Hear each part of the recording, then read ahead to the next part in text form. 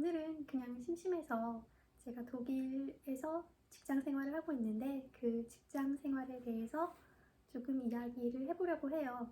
저에게는 너무나 당연한 것들이겠지만 한국에 계시는 분들은 제가 이런 근무하는 환경을 어떻게 생각하실지도 궁금하고 그래서 그냥 두서없이 저의 직장 생활에 대해서 한번 이야기를 해보려고 합니다.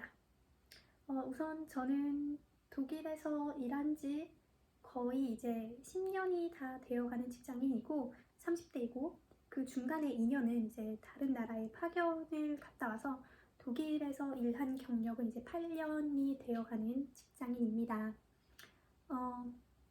네, 그럼 우선 독일의 근로문화 혹은 저희 회사의 근로문화에 대해서 말씀을 드려보자면 주 38시간 근무예요.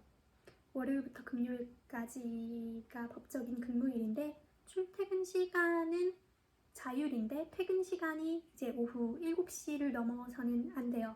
그 말인즉슨 자동으로 이제 야근이 없다는 말이겠죠. 그리고 토요일, 일요일도 법적인 근무일이 아니기 때문에 야근이랑 주말 근무는 없습니다.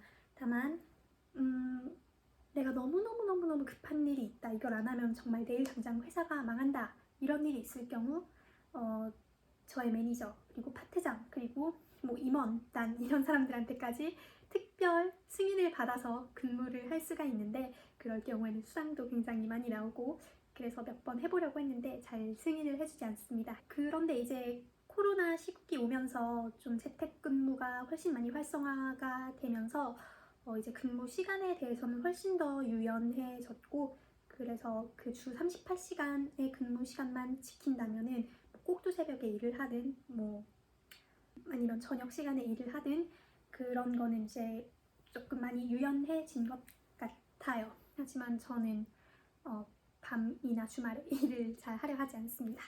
자율 근무이다 보니까 너 왜 지각했니? 너 왜 일찍 퇴근했니? 일찍 출근했니? 그런 그 근태 관리가 없다는 게 저한테도 굉장히 좋은 일이고요. 왜냐면 제가 약간의 저혈압이기 때문에 아침잠이 많아서 일찍 근무를 잘 하지 못합니다. 특별하게 팀미팅이 있거나 일찍 그런 거 아니면은 저는 보통 한 오전 10시 빠르면 9시 반 가끔 정말 미라클 모닝이면은 아침 8시 이렇게 일을 시작하는 것 같아요. 네, 대충 근무 시간은 이렇고 연차는 제가 이제 입사했을 때 초년생부터 똑같아요. 여기는 뭐 1년, 2년 근무한다고 해서 연차가 뭐 0.5일, 1일 이렇게 늘어나는 것이 아니라 처음 계약할 때부터 연차가 1년에 30개였습니다.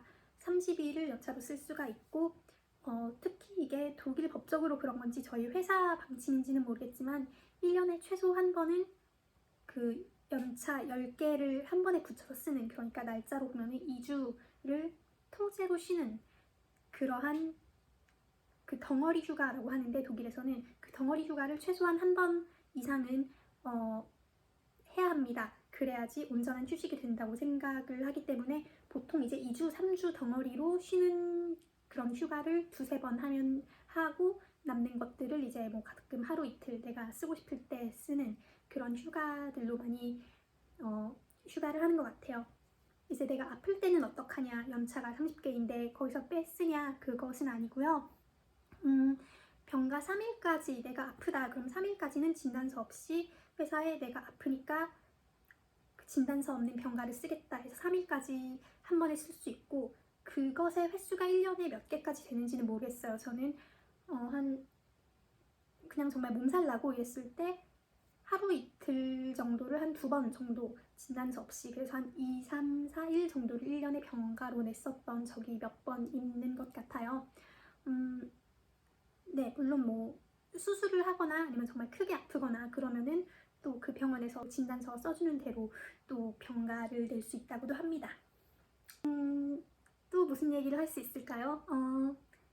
제가 이제 한국에서 듣는 얘기라든가 그리고 또 제가 이제 파견을 나갔던 국가가 한국이었기 때문에 한국에서의 직장 생활 경험이 조금은 있다고 볼 수가 있는데 그 직장 생활을 조금을 비교해보자면은 가장 큰 차이로 들 수 있는 게 독일에서는 동료들끼리 개인 관계 그런 구분이 굉장히 확실히 되는 것 같아요.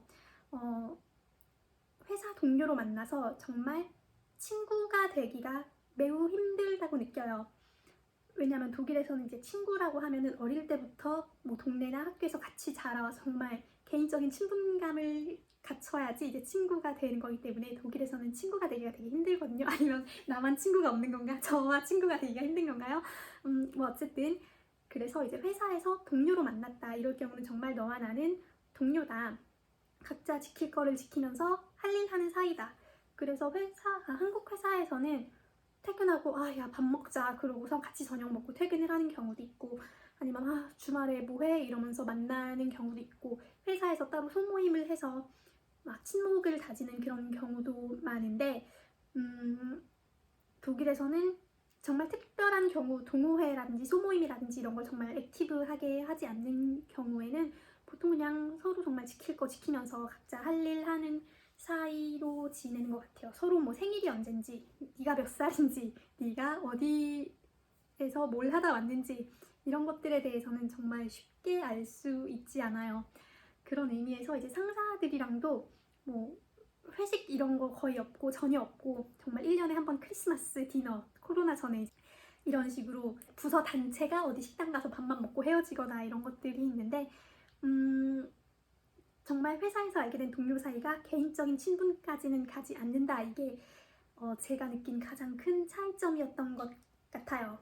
뭐 저도 회사에서 만나서 정말 친하게 된 친구라고 부를 수 있는 사람이 한 2명 정도 되는 것 같아요. 그 외에는 정말 다들 동료입니다. 네, 이제 그 외에는 나쁜 점에 대해서 제가 생각을 해봤는데, 독일에서 일하면서 가장 나쁜 점, 연봉에서 제외되는 공제되는 금액이 굉장히 많습니다. 꼭 세금뿐만 아니라 뭐 내역은 한국이랑 독일이랑 비슷하겠죠. 소득세, 의료보험, 뭐 그리고 실업급여, 뭐 연금, 기타 등등 이런 식으로 공제되는 항목이 굉장히 많지 않아요. 그 공제되는 금액이 매우 큽니다. 한국에서 일했을 때는 공제율이 한 20% 정도 됐었던 것 같아요. 25% 정도였던 것 같은데 모두 합해서 독일에서는 공제가 거의 45%라서 내 연봉이 10이다 그러면은 내 손에 떨어지는 거는 5.5입니다.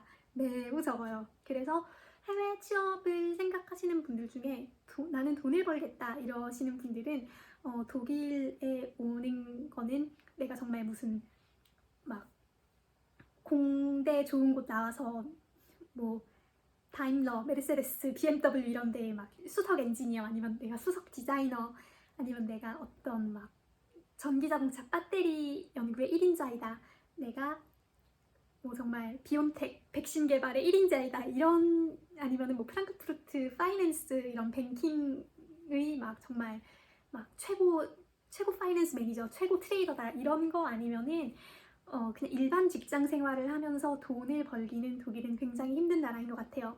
그래서 뭐 정말 소소하게 돈 벌면서 살기에는, 그리고 뭐 가끔 여행 다니고 가끔 사고 싶은 거 사고 이러기에는 괜찮은데, 내가 억수로 돈을 벌어서 막 금이 환영을 하겠다 이런 의미에서는 독일에서 일하는 거는 아닌 것 같고요.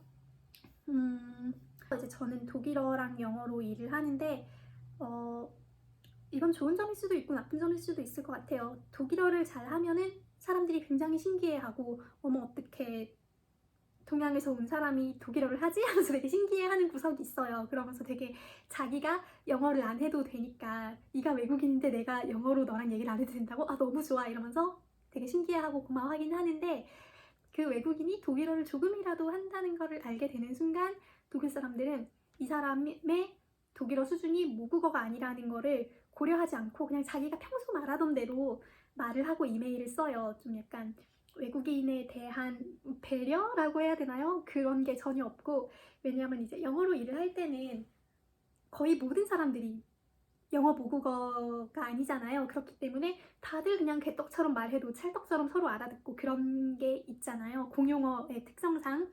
그런데 독일어는 이제 모국어를 쓰는 사람들이 주도적으로 사용을 하는 언어이기 때문에 좀 모국어의 레벨이 아닌 사람들이 이해하기 힘들거나 좀 고생을 많이 하는 그런 게 있는데, 그 모국어 쓰는 사람들이, 독일 사람들이 그런 외국인의 독일어 사용의 비애 이런 거를 좀 몰라주는 것 같긴 해요. 그런데 또 반대로 그렇기 때문에 내가 일상에서 독일어를 써야만 한다 이럴 경우 독일어가 굉장히 금방금방 느는 것 같아요. 저는 커리어 초반 때에는 독일어로 대부분 일을 했기 때문에 그때 독일어가 굉장히 많이 늘었었는데 이제 파견 근무 마치고 다시 이제 독일로 와서 업무가 변경이 되면서는 영어로도 이제 회사에서 일을 하고 팀 내에서도 일을 하고 영어가 주 언어가 되었다 보니까 독일어는 그냥 이제 가끔 친구들 만나거나 뭐 어디 장 보러 나갈 때, 쇼핑 갈 때 이럴 때, 공관서 업무 볼 때 이럴 때 쓰다 보니까 독일어가 많이 조금 나빠진 경우이긴 합니다. 그래도 독일어로 의사소통이 가능할 경우 독일 사람들은 당신에게 굉장히 친절하게 대하는 모습을 볼 수 있습니다. 네, 뭐 독일에서 직장 생활에 대해서 되게 얘기할 게 많다고 생각을 했는데 이렇게 막상 얘기해보니까 많지도 않네요. 그냥 정말 휴가가 됐다 말아서 돈 소소하게 벌면서 이제 여기저기 여행 다니면서 소소하게 살기에는 정말 좋은 곳이에요. 근데 요즘은 코로나 때문에 여행도 많이 다니지 못하고 그것이 조금 아쉽지만 코로나 전에는 정말 1년에 뭐 프랑스, 스페인, 이태리, 뭐 크로아티아 신나게 다녔고 여한 없이 여행을 다녔기 때문에 지금 좀 잘 견딜 수 있는 것 같고요. 또 백신도 굉장히 빠르게 맞아서 7월의 첫째 날과 마지막 날에 1, 2차를 다 받았기 때문에 백신 접종도 마친 상태이고 주변에서 접종률도 굉장히 높기 때문에 이제 한 내년쯤 되면은 여행 다니는 데에는 좀 무리가 없지 않을까 싶어요. 뭐 또 여러 가지 좋은 점이 많은데 그건 이제 직장 생활 관련된 건 아니고 운전하면서 이제 제가 초보 운전이지 않습니까? 자동차 산 지가 작년 11월이기 때문에 아직도 초보 운전인데 운전하면서 좋은 것들 그런 것들도 다음에는 한번 얘기를 해보고 싶고 또 독일에서 그냥 일상생활에서 좋은 점들 맥주가 싸다, 맥주가 많다 이런 것들에 대해서도 한번 얘기를 해볼 수 있으면 좋겠어요. 어쨌든 오늘은 저의 직장 생활의 좋은 점과 나쁜 점에 대해서 알아보았습니다.